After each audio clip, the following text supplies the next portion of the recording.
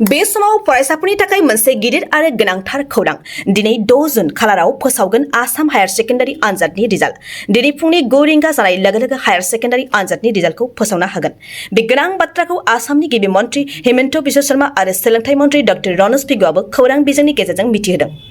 Assam higher secondary education council सुंदयै एजिगा मिथिहोनाय बादिब्ला गासै मोनजि वेबसाइटनि गेजेरजों देग्लायनि हायार सेकेन्डारि आनजादनि रिजाल्टखौ फरायसाफोरा नायनो हागोन फरायसाफोरा गाव गावनि रिजाल्टखौ नैबे वेबसाइटआव नायनो हागोन वेबसाइटआनो जादों ezic.assam.gov.in/www.indiaresults.com assamjobblers.com/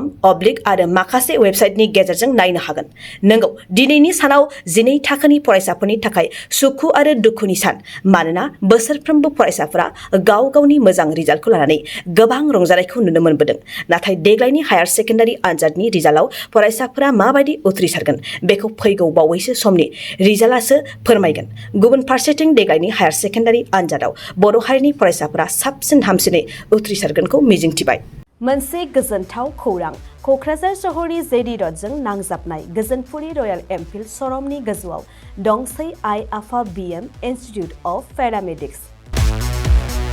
बे आइ आफा बिएम इन्स्टिट्युट अफ पेरामेडिक्सआ नोंथांमोननो लानानै फैदों देहा जोथोन लाखिनायनि माखासे आयदाफोरनि गोदान सोलोंसालि 10+2नि उथ्रिसारनाय बिजाथि एबा फरायसाफोरा बे पेरामेडिक्सआव गावारि सोलोंथाइखौ लानो हागोन क'क्राझार सहरनि गोजोनपुरि एबा गांजिमा बाजारजों नांजाबनाय आइ आफा बिएम इन्स्टिट्युट अफ पेरामेडिक्सआ नोंथांमोननि थाखाय गोदान मुं थिसननाय आयदाफोरानो जादों medical laboratory technology assistant nursing first aid patient care dialysis technician OT technician physiotherapy कर्सखौ 2 बोसोरनि गेजेरावनो आबुं खालामनानै BSS डिप्ल'माखौ लानो हागोन बेजों लोगोसेयैनो ICU टेक्निशियान आरो रेडियोलॉजी टेक्निशियान कर्सखौ बोसोरसेनि गेजेरावनो आबुं खालामनानै BSS डिप्ल'माखौ लानो हागोन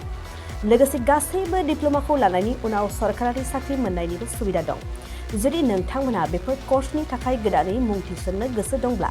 आइ आफा बिएम इन्स्टिट्युट अफ पेरामेडिक्सनि नैबे मबाइल नम्बर 9821663110 एबा 6002559220 आव थोंजों सुलाद ला